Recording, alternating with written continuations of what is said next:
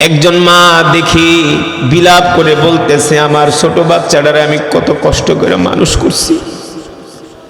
তিনি একজন হসপিটালের নার্স। বলে, আমি রাত 3টা বাজে আইসা আমি আমার বাচ্চাকে পড়াইতাম, একা কষ্ট করে আমার সন্তানটাকে বড় করছি। সন্তানরে কত মারছি, কত শাসন করছি, কিন্তু বুঝি নাই আমার কলিজার টুকরা মানিক আমাকে ছেড়ে চলে যাবে। যদি বুঝতাম তাইলে সন্তানটাকে আরেকটু আদর করতাম। ও মুসলমান, আল্লাহ রাব্বুল আলামিন কুরআনুল কারীমে সে কথাই বলেন,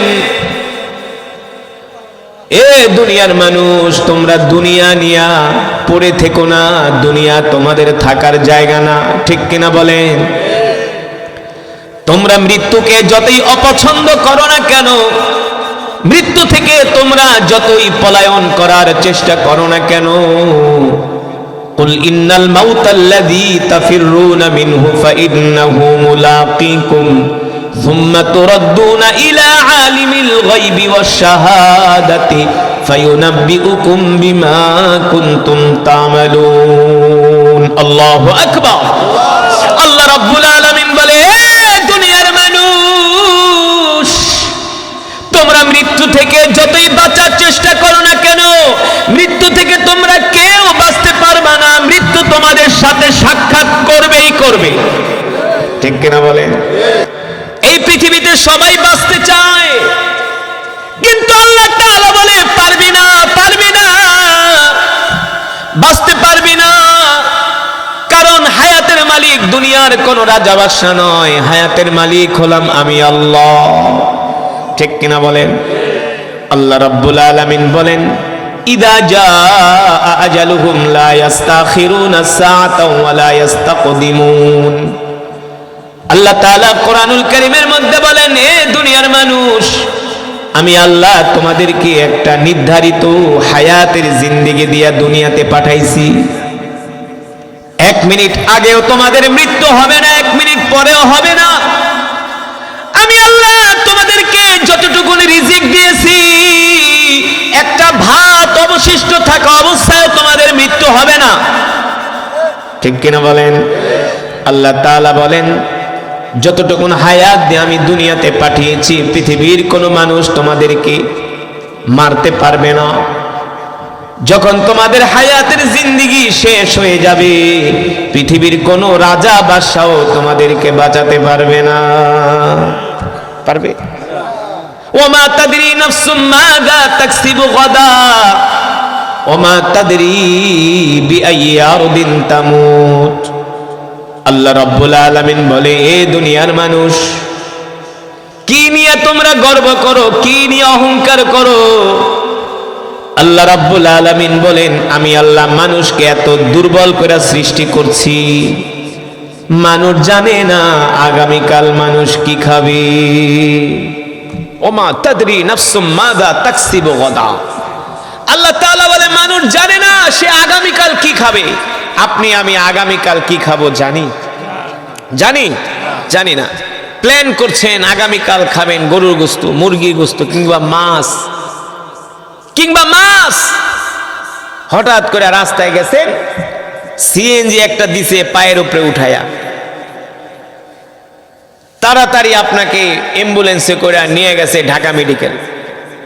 প্ল্যান করলেন খাইবেন গরুর গোশত, মুরগির গোশত, এখন হসপিটালের বেডে শুয়া শুয়া রুটি কলা খেতে হচ্ছে। বাস্তব নাকি অবাস্তব? রুটি কলা খেতে হচ্ছে। শুধু এখানেই শেষ না, এই কুমিল্লার সুয়াগাজী একটা জায়গা আছে, সুয়াগাজী পদুয়ার বাজার বিশ্ব রোডের করে, আমার খুব ঘনিষ্ঠ একজন লোক, খুব আল্লাহওয়ালা মানুষ। আমি তার মাহফিলে অনেকবার গিয়েছি, খুব আল্লাহওয়ালা।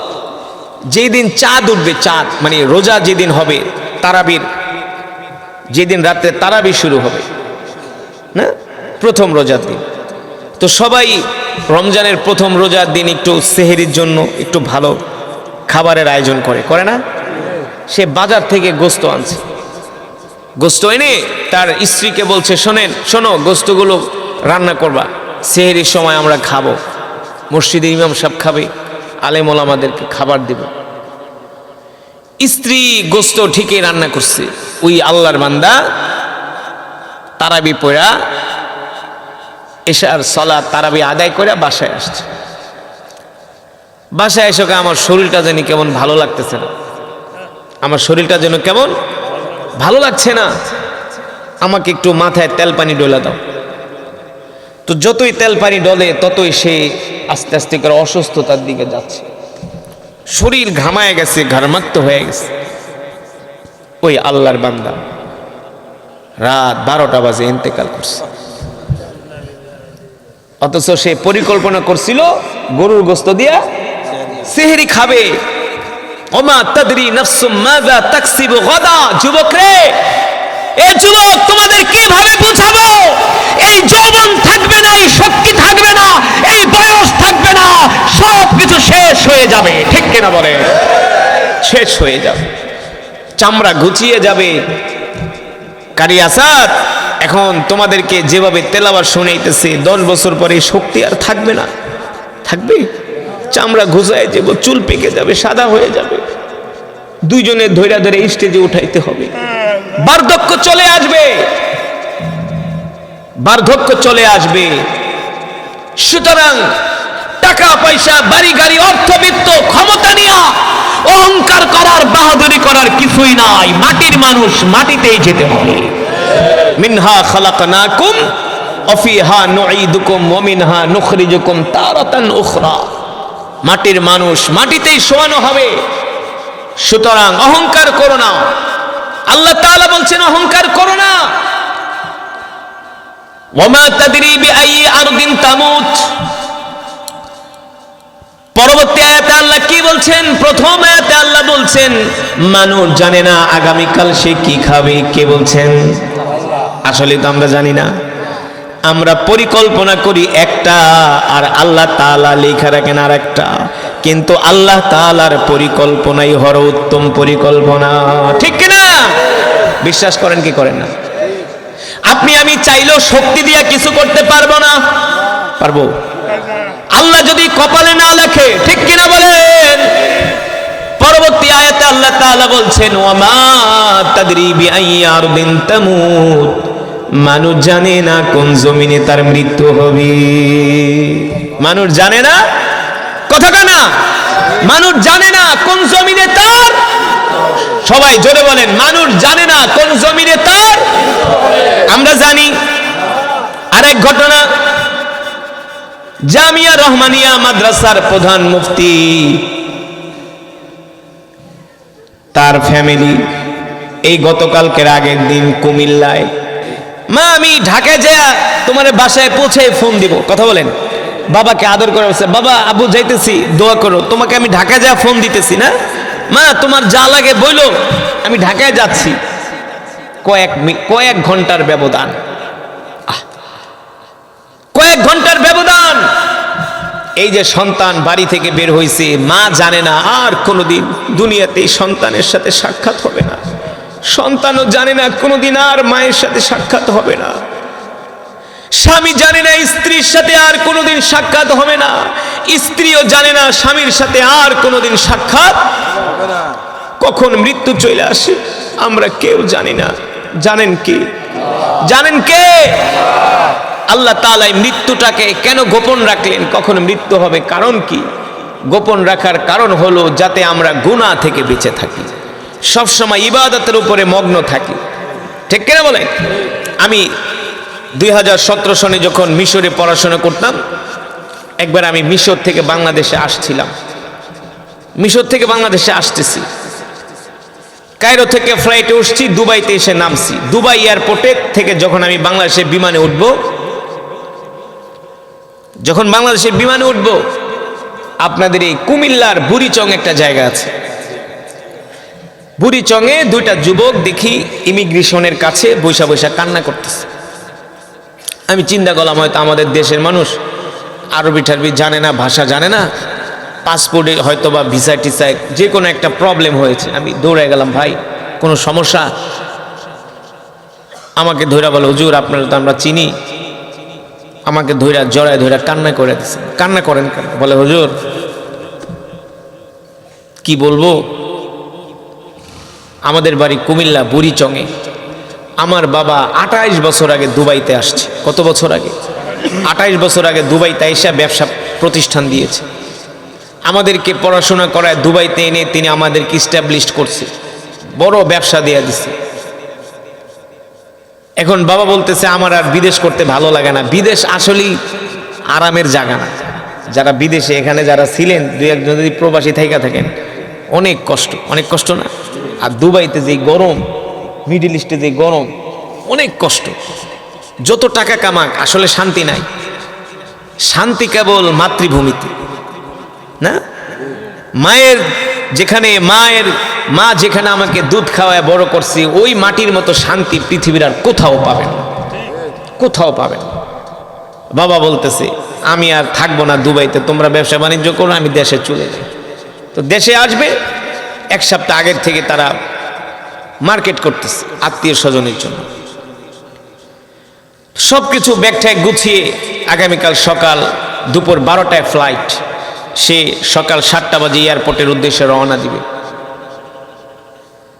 তো সন্তানরা মনে করছে বাবা ঘুমায় গেছে, সারা রাত কষ্ট করছে, ব্যাগ ট্যাগ গুছাইছে, ক্লান্ত। তার ছেলে যায় ফজরের পর ডাক দিছে, ওঠে না। 7টায় ডাক দিছে, ওঠে না। 8টা বাজে ডাক দিছে, ওঠে না। হঠাৎ করে সন্তানদের সন্দেহ হলো, কি বাবা উঠছে না? যে একদম জোরে ডাক দিয়ে বলে আব্বু উঠছেন না কেন? আপনাকে তো এয়ারপোর্টে যেতে হবে, আর 3 ঘন্টা ফ্লাইটের বাকি। কোনো কথা বলছে না। ডাক্তার আনলো, এনে তার পালস টালস যখন পরীক্ষা করলো, চেক আপ করলো, ডাক্তার বলছে তোমার বাবা ভোর 4টা বাজে ঘুমের ঘরে স্ট্রোক করে মারা গেছে।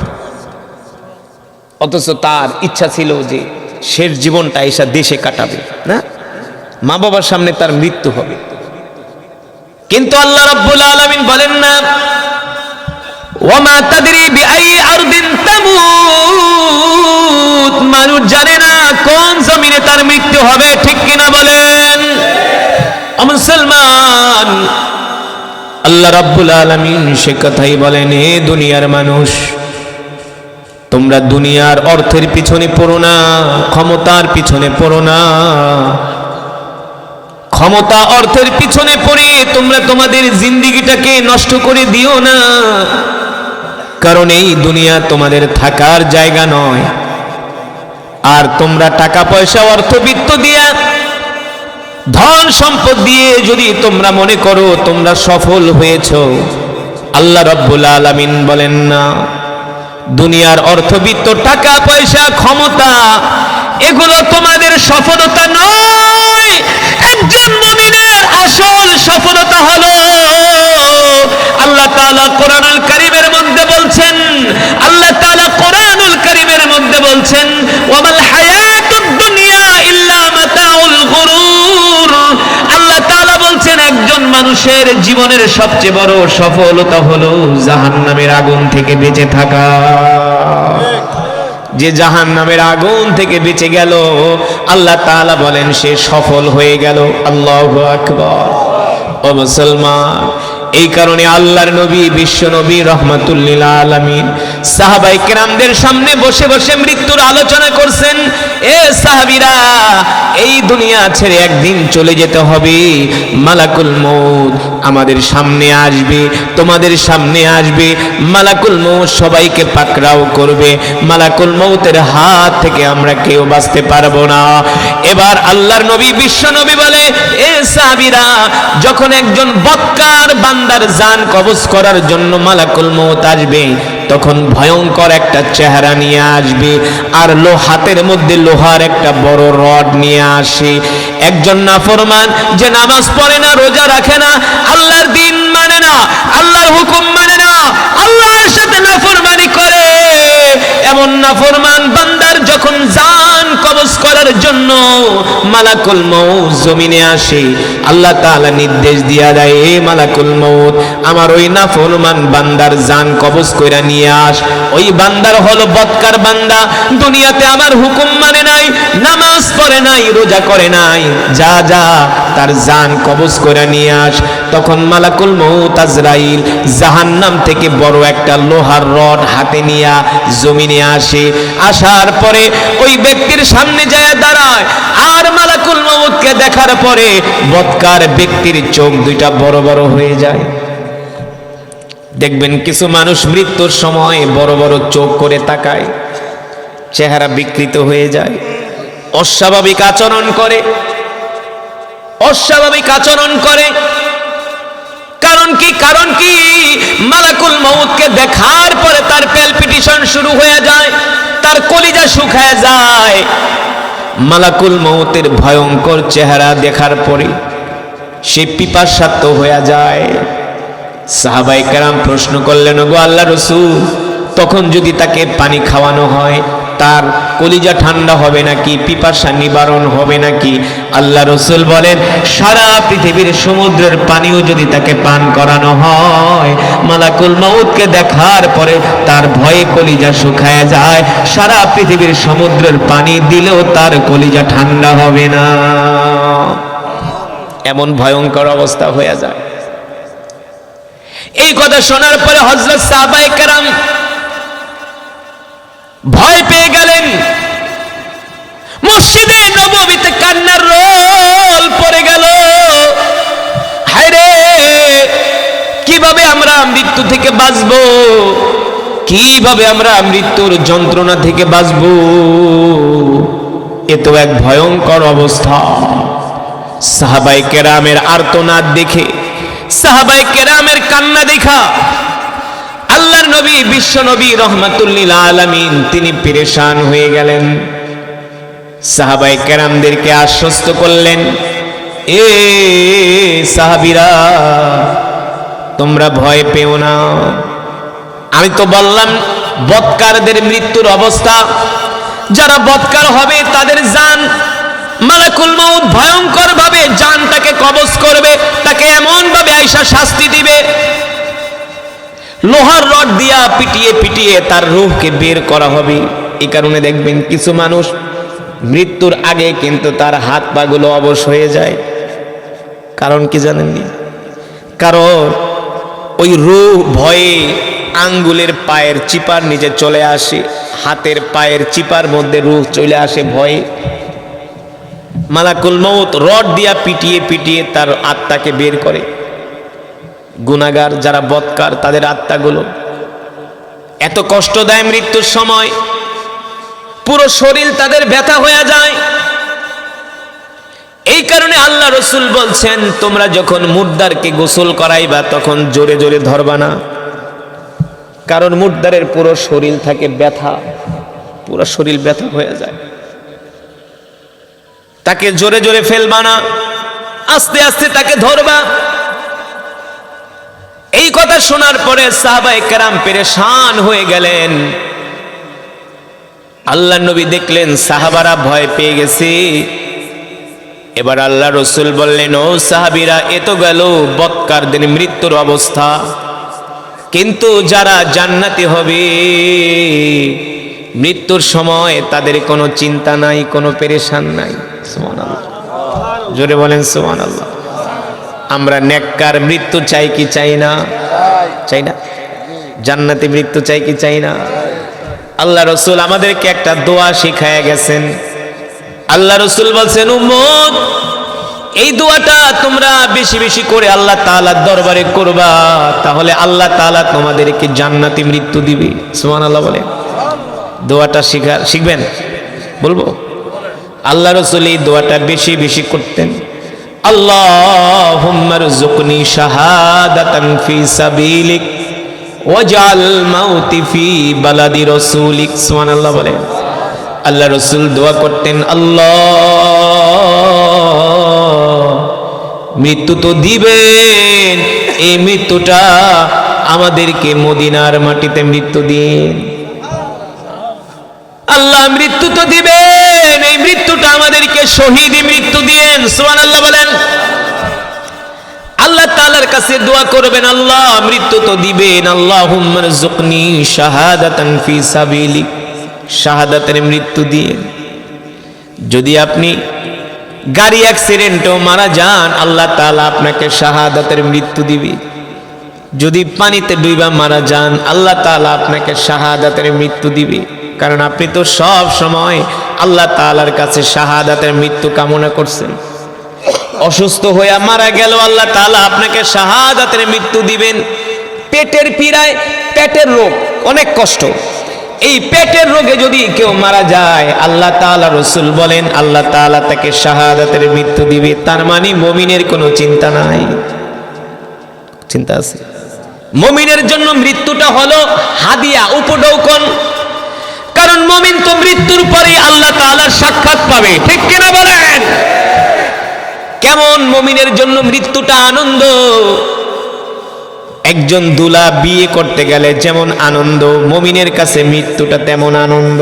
কারণ দুনিয়ার সফর শেষ। কত কষ্ট দুনিয়াতে, কষ্টের শেষ আছে। কত রোগ, কত অসুস্থতা, না?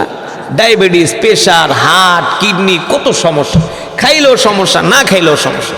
ডাক্তারকে গরু খাইবেন না, খাসি খাইবেন না, ভাত খাইবেন না, বেশি খাইবেন না, এটা করবেন সেটা করবেন, হাঁটেন, ব্যায়াম করেন, এত রেস্ট্রিকশন।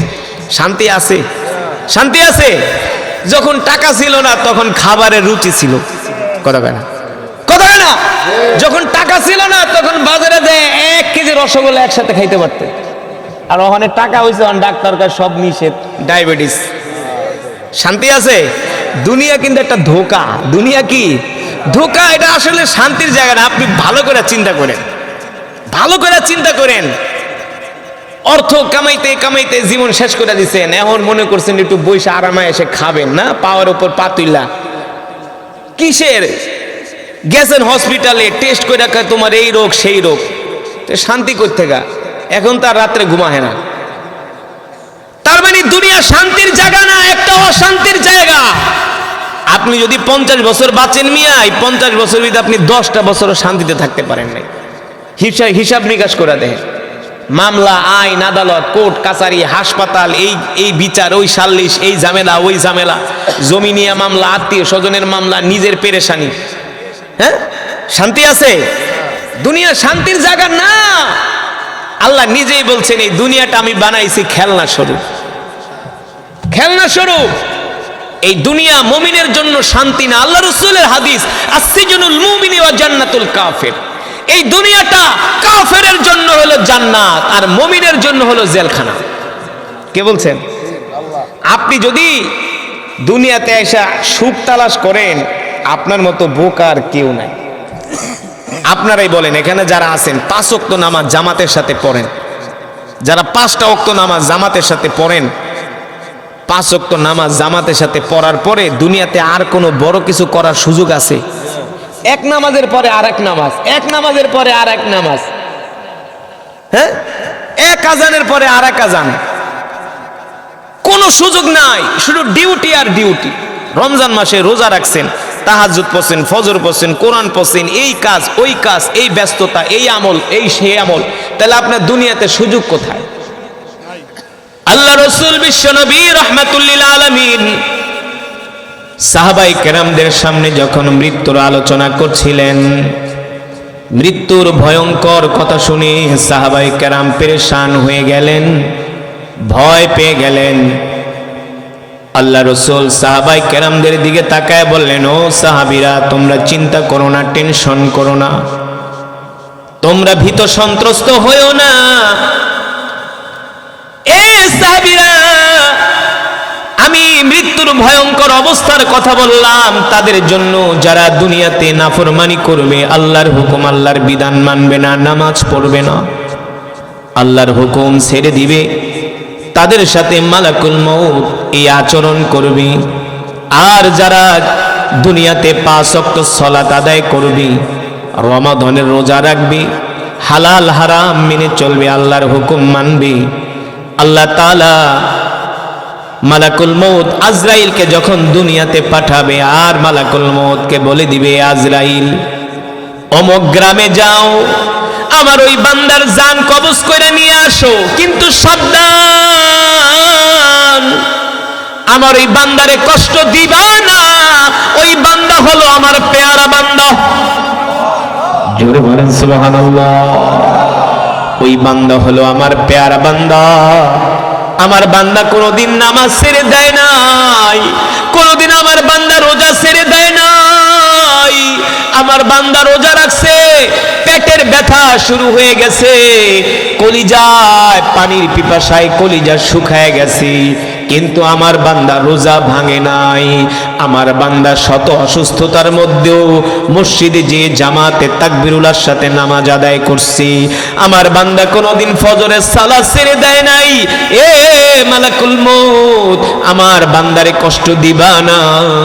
তখন মালাকুল মউত আজরাইল বলে, আল্লাহ, তাহলে আপনার বান্দার জান আমি কিভাবে কবজ করব আপনি বলে দেন।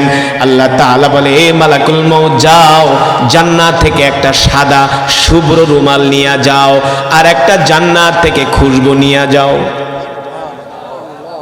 জোরে কোন সুবহানাল্লাহ। এই সাদা রুমালের মধ্যে পেঁচায় আমার বান্দার রূহটা আমার কাছে নিয়ে আসবা। যারা জান্নাতি নেককার বান্দা হবে তাদের রূহটাকে ফেরেশতারা জান্নাতি সাদা রুমালের মধ্যে পেঁচায় আল্লাহ তাআলার সামনে আরশে নিয়ে হাজির করে। জোরে বলেন সুবহানাল্লাহ। মালাকুল মউত আজরাইল জান্নাত থেকে একটা খুশবু নিয়ে আসে। কি নিয়ে আসে? সুগন্ধি, সুগন্ধি, জান্নাতি সুগন্ধি। আনার পরে ওই আল্লাহর পেয়ারা বান্দা তার সামনে আইসা মালাকুল মউত বলে, শোনো, ভয় পাইও না, আমি মালাকুল মউত তোমার জান কবজ করতে আসছি। তোমার সামনে আমি সুন্দর চেহারা নিয়ে আসছি। শোনো, একটু পরেই তোমার সাথে তোমার রবের সাথে সাক্ষাৎ হয়ে যাবে। জোরে বলেন সুবহানাল্লাহ। আমি তোমার জান কবজ করব, তুমি ভয় পেও না, কষ্ট পাবা না, তোমার ব্যথা লাগবে না। দেখবেন কিছু সময় ডাক্তারের কাছে ইনজেকশন দিতে গেলে কিছু ডাক্তার রুড আচরণ করে, লড়াচড়া করেন কে, এমন করেন কে, এত বয়স হয়ে গেছে, ইনজেকশনে ভয় পায় নাকি? জোরে ইনজেকশন ঢুকায়, ওই জোরে না ঢুকাইলে মনে হয় একেবারে জোরে ঢুকাইছে, কারণ আচরণ খারাপ। কিছু ডাক্তারের আচরণের কারণে রোগীরা ভয় পায়, আবার কিছু ডাক্তারের ভালো ব্যবহারের কারণে রোগী ওষুধ ছাড়াই সুস্থ হয়ে যায়। ভালো ব্যবহারের কারণে ওষুধ ছাড়াই কি হয়ে যায়? মেডিসিন ছাড়াই সুস্থ হয়ে যায়। আবার কিছু ডাক্তারের তো সুস্থ, আপনি ভালো হয়ে যাবেন, আরে একটা ওষুধ খেলে আপনি সুস্থ হয়ে যাবেন, আছে না? অনেক ডাক্তার বলে আমি আস্তে ইনজেকশনটা ঢুকবো, আপনি টের পাবেন না, দেখবেন পিঁপড়ার কামড়ের মতো লাগবে, ঠিকই তার ইনজেকশনে ব্যথা পাওয়া যায় না। ঠিক কিনা বলেন? ঠিক মালাকুল মউত আইসা বলবে, শোনো, তুমি আল্লাহর পেয়ারা বান্দা, আমি তোমার জানটা চোখের পলকে কবজ করব, তোমার রূহটাকে বের করব, তুমি টেরও পাবা না। এই কথা বলে মালাকুল মউত আজরাইল তার নাকের মধ্যে জান্নাতের খুশবু লাগায় দিবে। জান্নাতের খুশবু লাগাইলে সেই জান্নাতের খুশবুর ঘ্রাণে একটা টান দিয়া ঘুমায় পড়বে, আর ঘুমের ঘরে মালাকুল মউত আজরাইল তার রূহটাকে বের করে নিবে, সে টেরও পাবে না। জোরে বলেন সুবহানাল্লাহ। আব্দুল্লাহ ইবনুল মুবারক রাহমাতুল্লাহি আলাইহি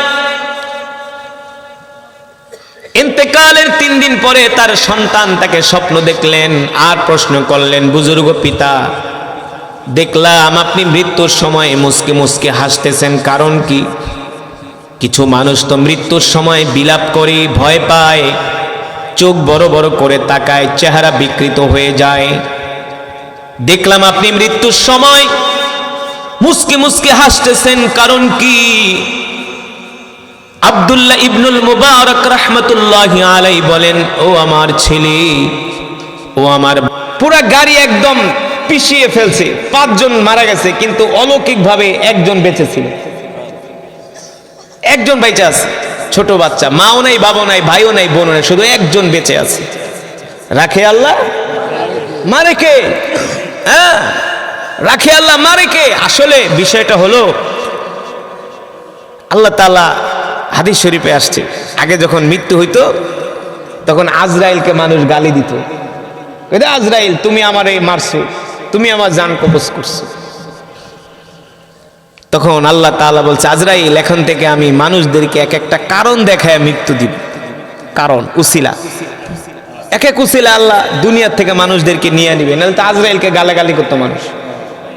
কুল্লু নাফসিন যায়িকাতুল মাউত, কুল্লু নাফসিন যায়িকাতুল মাউত ওয়া ইন্নামা তুওয়াফাউনা উজুরাকুম ইয়াওমাল কিয়ামাহ ফামান যুহজিহা আনিন নারি ওয়া উদখিলাল জান্নাতা ফাকাদ ফাজ ওয়া মাল হায়াতুদ দুনিয়া ইল্লা মাতাউল গুরুর।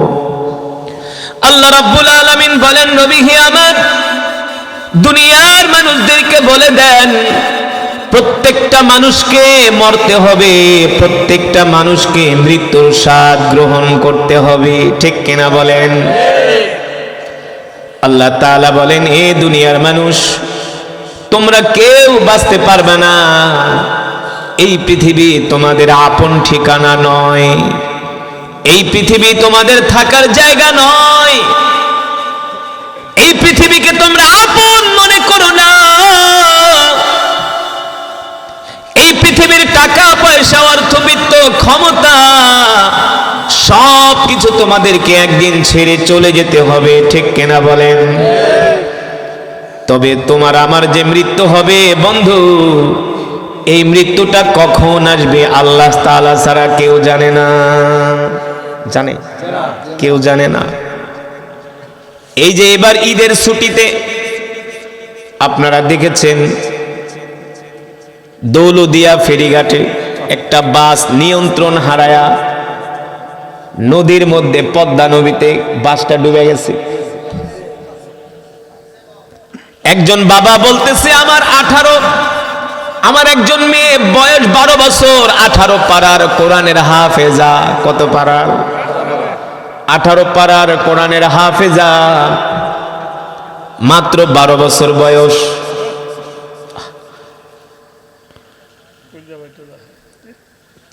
আর একজন ছোট ছেলে নেমেছে আর বাবাকে বলছে, বাবা ফেরি থেকে নামো। বলে না, গাড়িটা ফেরিতে উঠুক, ফেরিতে গাড়ি ওঠার পরে আমি নামাজ আদায় করব। স্ত্রী তার স্বামীকে বলছে, আমার পানির পিপাসা লাগছে, আমার জন্য একটু পানি নিয়ে আসো। স্বামী স্ত্রীর জন্য পানি কেনার জন্য নিচে নেমেছে, মাত্র কয়েক মিনিটের ব্যবধান। প্রিয়তমা স্ত্রী পানি খেতে চেয়েছে, পানির বোতল ঠিকই কিনলো। মুহূর্তের ভিতরে কলিজার টুকরা সন্তান, প্রাণের স্বামী, প্রিয়তমা স্ত্রী চোখের সামনে নদীর মধ্যে ডুবে গেল। ঠিক কিনা বলেন? আজানের সুর হলো পৃথিবীর শ্রেষ্ঠ সুর। কোরআনুল কারীমের তেলাওয়াতের সুরের চেয়ে, আজানের সুরের চেয়ে পৃথিবীতে আর কোনো হৃদয়গ্রাহী, হৃদয় স্পর্শী সুর হতে পারে না। পারে? এই যে আমি কোরআন পড়েছি, আপনারা শুনেছেন, নিঃসন্দেহে, কোনো সন্দেহ নাই, কোনো সন্দেহ নাই। জীবনে যত গুনাহ করেন না কেন, কোরআন শুনছেন, আল্লাহ তাআলা এক এক হরফের বিনিময়ে আমাদের আমল নামায় কমপক্ষে 10টা করে নেকি দান করছে। কয়টা করে নেকি? 10টি করে নেকি দান করেছে। সুবহানাল্লাহ বলেন। কোনো সন্দেহ আছে? আল্লাহ রসুলের হাদিস, আল্লাহ রসুলের হাদিস, আলিফুন ওয়া লামুন ওয়া মিমুন ওয়া হারফুন। আল্লাহ রসুল বলেন, উম্মত, তোমরা যদি কোরআন থেকে আলিফ লাম মিম, আলিফ লাম মিম, কয় শব্দ? কয় শব্দ? আলিফ একটা, লাম একটা, মিম একটা। হাদিস শরীফে এমনি আসছে, আলিফ লাম মিম। কেউ যদি কোরআনুল কারীমের 3টা শব্দ তেলাওয়াত করে, আল্লাহ তাআলা 3 শব্দের বিনিময়ে তার আমল নামায় 30টা নেকি দান করে। আল্লাহর বান্দারা, আমি এমন কিছু আয়াত পড়েছি, আমি এমনি আসমানের দিকে হাত উঠাই নাই। আমি তো অর্থ পারি, অর্থ বুঝি, আপনারা তো অর্থ বুঝেন না। যদি বুঝতেন, আপনাদের চোখ দেয়া ঝরঝর করে পানি পড়ত, আপনারা কান্না করতে করতে বেহুশ হয়ে যেতেন যদি অর্থগুলো বুঝতেন। কত মারাত্মক কথা আল্লাহ কোরআনে বলছে এই আয়াতগুলোর ভিতরে। কত ডেঞ্জারাস কথা, আল্লাহ তাআলা কত ভয়ঙ্কর কথা বলেছেন জাহান্নামীদের জন্য। কাদের জন্য? কাফের, মুশরিক, বেঈমান, যারা আল্লাহর হুকুম মানে না, আল্লাহর বিধান মানে না, যারা নামাজ পড়ে না, রোজা রাখে না, আল্লাহর দ্বীন মানে না, এমন মুসলমান আছে কি? আছে না? আছে না? মুসলমান হয়েও আল্লাহ তাআলাকে স্বীকার করে না, আছে কি? আছে না?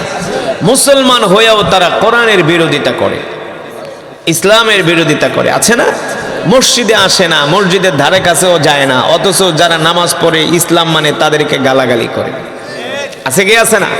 হ্যাঁ, আল্লাহ তাআলার কালাম, আল্লাহ কি বলছেন? ইয়াউমা ইয়াকুমুর রূহু ওয়াল মালাইকাতু সাফফান লা ইয়াতাকাল্লামুনা ইল্লা মান আযিনা লাহুর রাহমানু ওয়া ক্বালা সাওয়াবা। আল্লাহ তাআলা হাসরের ময়দানে মানুষদেরকে দাঁড় করাবে, প্রত্যেকটা মানুষ দাঁড়িয়ে থাকবে কাতার বন্দী হইয়া, সূর্যটা মাথার উপরে চলে আসবে, এক হাত উপরে। কয় হাত? কয় হাত? সূর্যের আলোতে মাথার মগজগুলো টকবক করে উতলাতে থাকবে। ভাত রান্না করার সময় পানি যেভাবে বলকায়, মাথার মগজগুলো সেভাবে বলকাতে থাকবে, উতলাতে থাকবে, উতলে উঠবে। জাহান্নামীরা ইয়া নাফসি ইয়া নাফসি বলবে, নিজেকে বাঁচানোর জন্য পেরেশান হয়ে যাবে। আল্লাহ তাআলা ডাক দিয়া বলবে, ইয়াউমা ইয়াকুমুর রূহু ওয়াল মালাইকাতু সাফফান লা ইয়াতাকাল্লামুনা ইল্লা মান আযিনা লাহুর রাহমান। আজকে তোমরা দাঁড়ায় থাকো হাসরের মাঠে, তোমাদের কাউকে কথা বলার অনুমতি দেওয়া হবে না। লিমানিল মুলকুল ইয়াউম লিল্লাহিল ওয়াহিদিল কাহ্হার। আল্লাহ তাআলা বলবেন, এই পৃথিবীর রাজত্বের মালিক আমি আল্লাহ, একচ্ছত্র ক্ষমতার মালিক আমি আল্লাহ। আজকে কারো কোনো কথা বলার সুযোগ দেওয়া হবে না, কাউকে কথা বলার কোনো অনুমতি দেওয়া হবে না, ঠিক কিনা? আমি একটা আয়াত পড়লাম আর আসমানের দিকে তাকাইলাম, ওয়াকুলুল কাফিরু ইয়া লাইতানি কুনতু তুরাবা। সেই দিন কাফের, মুশরিক, বেঈমানরা জাহান্নামের ভয়াবহ শাস্তি দেখা আঙ্গুল কামড়াবে, বুক চাপড়াবে, আফসোস করে বলে, আজকে যদি আমরা মাটি হয়ে যাইতাম তাহলে আমাদের কোনো হিসাব হতো না। কথা বলে দেখেন না, আদালতে খুনের আসামিদেরকে, আছে না, মার্ডার কেসের আসামিদেরকে যখন ফাঁসির রায় দেয় তখন কি করে? কপাল থাবড়ায়, বুক থাবড়ায় আর আসমানের দিকে তাকায়। অনেকে তো মাটিতেই শুয়া পড়ে। কথা বলেন, পরে কি পড়ে না? মাটিতে শুয়া মাটি এভাবে জাপড়াতে থাকে, জীবন শেষ, কি করলাম, কি ভুল করলাম। কথা বলেন, সত্য কিনা মিথ্যা, বাস্তব কিনা অবাস্তব?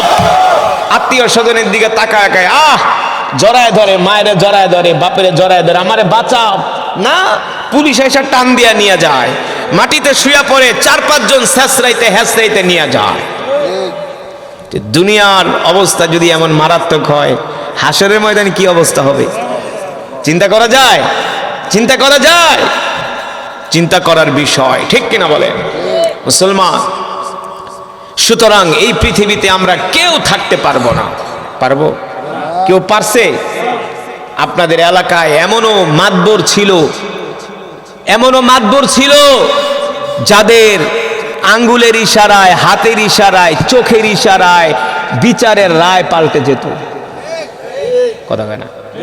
ছিল না? এমন শক্তিশালী, ক্ষমতাবান এমন ব্যক্তি ছিল এই গ্রামে, যাদের একটা কথায় মানুষ উঠতো আর বসতো না, যাদের চোখের চাহনিতে মজমার ভিতরে অনেক কিছু পরিবর্তন হয়ে যেত। আজকে কোথায় তারা? আজকে তাদের কবরের উপরে গরু আর ছাগলে ঘাস খায়। হ্যাঁ, গরু আর ছাগলে ঘাস খায়। কত পৃথিবীতে রাজা, বাদশা, আমির ওমারারা আসলো আর গেল, ঠিক কিনা? কারো কোনো অস্তিত্ব নাই, অস্তিত্ব বিলীন হয়ে গেছে।